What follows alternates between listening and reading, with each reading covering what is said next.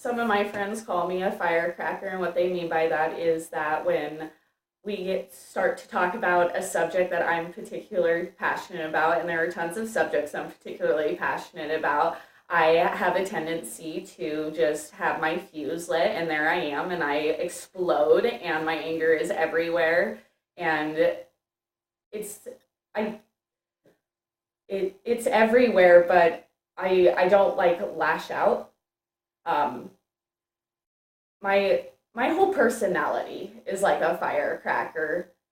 I think I'm I'm really good at snapping back at people and like that kind of thing. And I'm what my dad likes to say sometimes a smart ass because I'm a quick thinker and I'm able to come up with a smart ass reply. Um, uh, Nice, nice. I love that. That's great.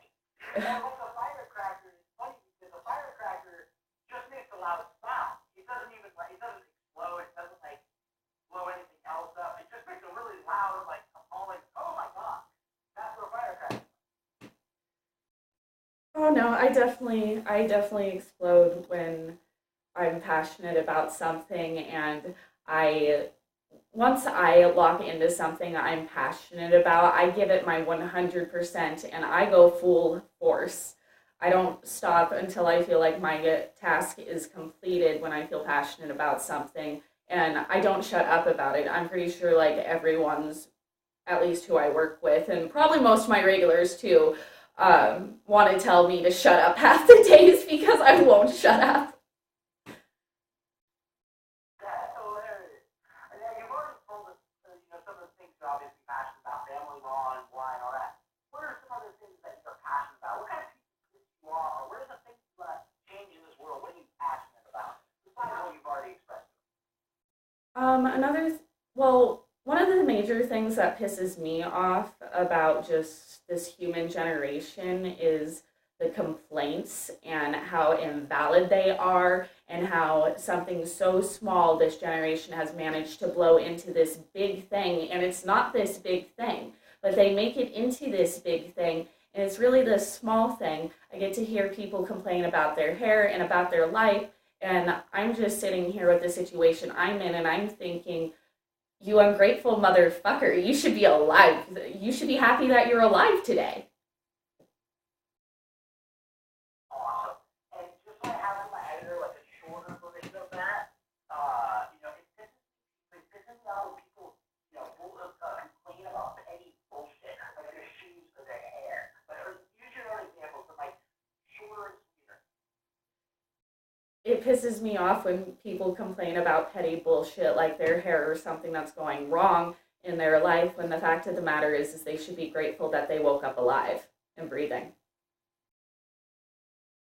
Ungrateful motherfuckers. Yeah, they are ungrateful motherfuckers.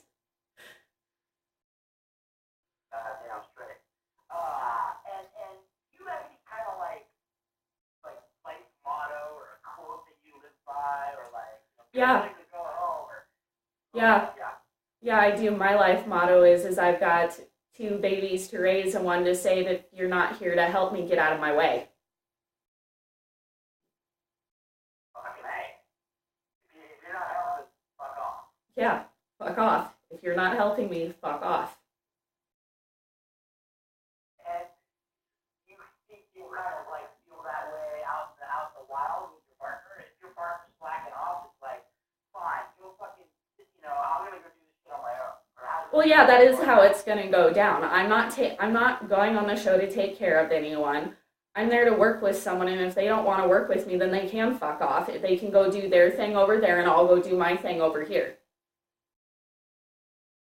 And so you can also put that in a full sense. Like, so, in this challenge, in this wilderness challenge, if my partner is doing this, then fuck him. In this challenge, if my partner is being lazy or doesn't want to contribute to helping us survive these 21 days, he can fuck off. And we could just like leave his ass behind. Yeah, I'll leave him behind. I'm not. I'll leave my partner on the show behind. I'm not I'm not a great convincer. I'm not convincing. I don't have time for that bullshit. If you don't want to do it, then don't do it. Tap out and go home. Copy that shit. Hell yeah. And, you've got these kind of defined, sharp edges because you know what it's like not to live a soft ass life, don't you? Yes, I do know what it's like to live a hard life. Tell me about the life that is sculpted to. And again, as bullet pointy as possible, tell us the important things, but this could be a 3 hour.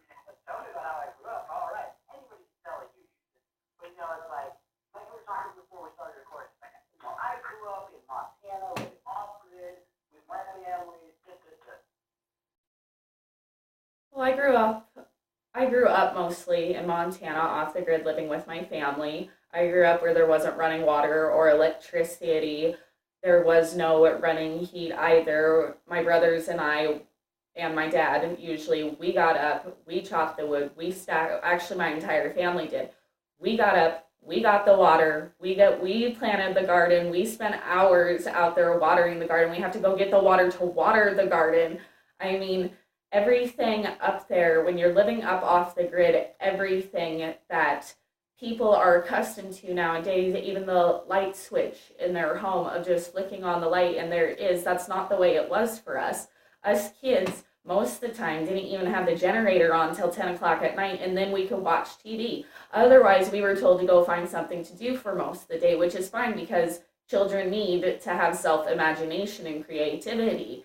But we didn't have the luxuries that we do today. We had an outhouse. My dad finally put in indoor plumbing, but we had to go 5 miles to get our water. We did hunt. We did have to plant our own garden. My mom and I spent hours upon hours canning salsa, carrots, deer meat, vegetables, anything that we could get from the garden. My mom and I spent years raising up cherry trees out of the ground because it doesn't really rain in Montana. So if you're getting water, you better drive to go get water, and you better get prepared during the middle of summer to be going and getting about 2,000 gallons of water a day to make sure that just your garden will sustain throughout the summer. Goddamn straight. So off of that thing, let me ask you this. Of course, I know the answer, but I want you to tell. You think you can make it 21 days in the wilderness on this challenge? I know I can make it 21 days in the wilderness on this challenge. Tell me just like you did before. Like, I know I can rock 21 days on naked and afraid because I can do everything that needs. I can build 15 different shelters. I can make fire 6 ways to Sunday. I can build traps. I can go fishing. I can hunt berries. I know my fucking plans. We're gonna eat. I'm gonna eat. I'm gonna drink water. I'm gonna do this. I'm gonna do this. I fucking know how.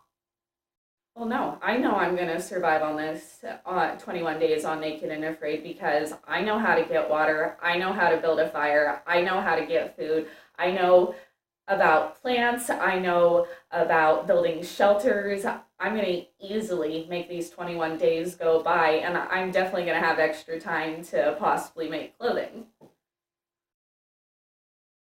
What kind of clothing would you I would make it out of well, I guess it would depend where I was dropped.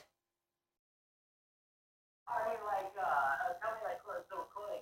Hey, if I'm on that, I'm gonna make some clothes for my ass. Like, whether it's out of these trees or whatever, but I'm gonna make a little skirt. I'm gonna make, tell me what you, like, help us understand, like, what you're gonna do. I'm, well, well, whatever's around, whether it's leaves, Hold on, vines. really quick. You hit stop and then record again. I'm sorry, Randy. No, I haven't stopped and re recorded again. Do I need to?